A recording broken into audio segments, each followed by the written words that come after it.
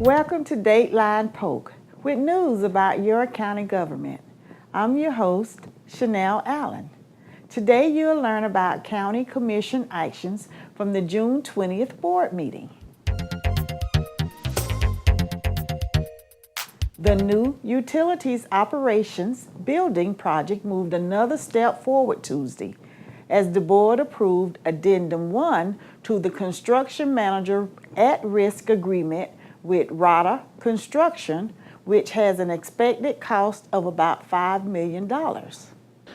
Today, the Commission approved funding for a new Utilities Operations Building in Gordonville. It will replace an existing operations building located on Sheffield Road. It will provide office space for our operations personnel. It will also provide warehouse space for storage of spare parts and other materials. Training will also take place in this facility, as well as our meter shop will be relocated to this new facility where we clean and refurbish our meters. The project will start construction here in July and is expected to be completed next summer. Polk County is cleaner today thanks to the work from Keep Polk County Beautiful Incorporated. Its executive director, Katie Yoxel, gave the board a presentation that showed the impact the group had in its Clean It Up, Green It Up 2016-2017 effort.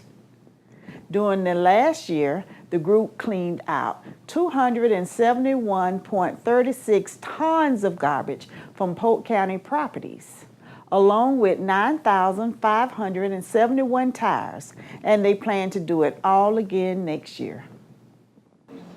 I'm here today to share with our county commissioners what we did with our Clean It Up to Green It Up program and how many tires and pounds and tonnage of trash we collected this last year.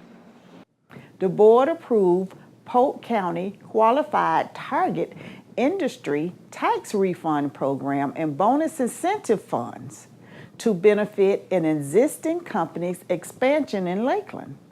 The approval is for $25,000 over a minimum 3-year period. In other news, the board recognized Dan C. Froge for his contributions during his years as a member of the Stormwater Technical Advisory Committee. I've just been awarded a plaque for the Stormwater Technical Advisory Committee, on which I served about 3 years, I believe. I was appointed by Melanie Bell. I enjoyed the time there.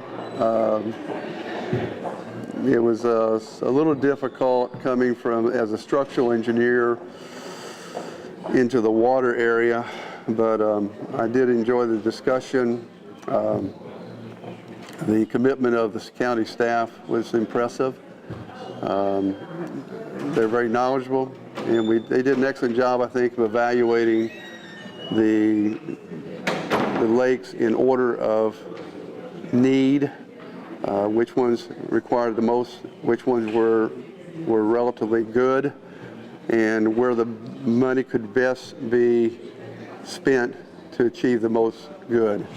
So it was a pleasure, and the men I served with were very, very professional, very dedicated, and were, again, volunteers as well as I. So thank you for the opportunity. Tenny Crowley was also recognized for her service as Frostproof City Manager. I was honored this morning at the Board of County Commissioners meeting as I'm retiring from the City Manager of the City of Frostproof after 10 years of service to my community. It's quite an honor to be here. It's been a privilege to serve in the role of City Manager for my hometown. It's been a very humbling experience, a very challenging experience, but it brought many opportunities and many friendships to me. The board also had several service awards to give out to dedicated employees. Priscilla A. Grant, who is a Secretary 2 for Polk County Tourism and Sports Marketing, was recognized for 25 years of service. Gwendolyn K. Johnson, who is a Facilities Service Superintendent for the Facilities Division, was recognized for 25 years of service. Jim Kastman, who is a building superintendent for the Facilities Division, was recognized for 30 years of service. Mary W. Conby, who is a warehouse manager for Polk Fire Rescue, was recognized for 35 years of service. The board approved several appointments and reappointments for various boards and county functions, which included Robert J. Stantz was appointed to serve the remainder of a 3-year term on the Planning Commission, which will end in 2018. Robert J. Collinger was appointed to the Stormwater Technical Advisory Committee for the remainder of a 3-year term that ends in 2019. Tiffany Stanton Hawks was reappointed by the board as a code enforcement special magistrate, and Kirk Warren was reappointed as appellate code enforcement special magistrate. Their respective agreements with the county also were approved in the same measures. The board also appointed Randy Knapp and reappointed Micah Watley to the Polk Commerce CRA. Knapp's term will expire in 2021, while Watley expires in 2020. Convening as the Eloise CRA, the board voted on several items which included Polly Lober was appointed and Lee Castillo was reappointed to the Eloise CRA Advisory Committee for 3-year terms that expire in 2020. The board approved the hiring of a consultant to amend the Eloise CRA plan and transfer for reserves for contingency, which is a one-time cost of $39,000.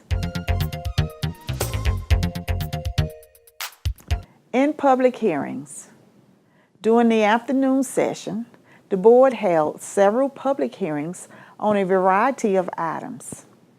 The items up for consideration included Public Supermarket Incorporated was granted an ad valorem tax exemption by the board Tuesday for the creation of a 23,000 square foot clean room in Lakeland that would add nearly 200 jobs to the economy. The project is expected to cost about $10.3 million. The tax exemption is for 7 years and will expire in 2024. The board approved an ordinance to extend the temporary moratorium on the acceptance and processing of new application for the establishment of medical marijuana dispensing facilities and treatment centers for an additional 90 days, which will end in October. The board held the first of 2 hearings to consider a land development code text amendment that will establish medical marijuana dispensaries as a conditional permitted use in the Regional Activity Center and Community Activity Center land use districts. No action was taken, and the second hearing on this item is scheduled for July 11th.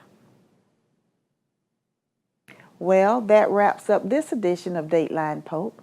To keep current with programs in progress in the county, please visit us online at polk-county.net or follow us on Facebook and Twitter. We encourage you to join us at the next scheduled board meeting, held 9 a.m. Tuesday, July 11th. I'm Chanel Allen. Thanks for watching.